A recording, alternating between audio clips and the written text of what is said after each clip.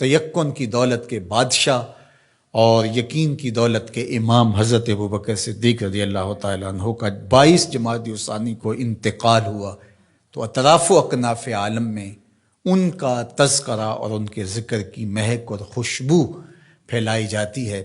اور کیوں نہ ہو کہ وہ اتنی عظمتوں کے حامل تھے کہ وہ عظیم المرتبت صحابی جن کے بارے میرے حضور نے ارشاد فرمایا اگر نبوت کا دروازہ بند نہ ہوا ہوتا تو میرے بعد عمر نبی ہوتا، وہ عمر جس کے بارے میں کہا ان الشیطان یفر من ظل عمر، میرے عمر کے سائے سے شیطان بھی بھاگ جاتا ہے۔ تو وہ عمر کہتے ہیں کاش میں ابو بکر کے سینے کا بال ہوتا۔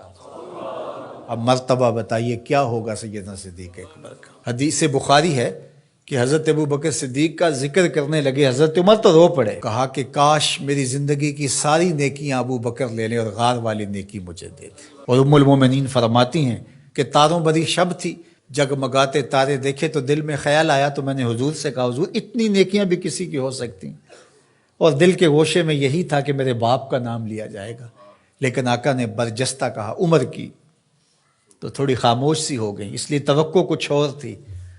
تو آقا کریم نے فرمایا کہ عائشہ عمر کی عمر بھر کی نیکیاں اور ابو بکر کی ایک نیکی۔ امن الناس بر مولائے ماں کلیم اول سینائے ماں ہستی او کشت ملت راچوں ابر ثانی اسنین و غار و بدر و قبر۔ کہتے ہیں حضور کا سایہ نہیں تھا لیکن ابو بکر صدیق رضی اللہ تعالیٰ عنہ سائے کی طرح حضور کے ساتھ رہے۔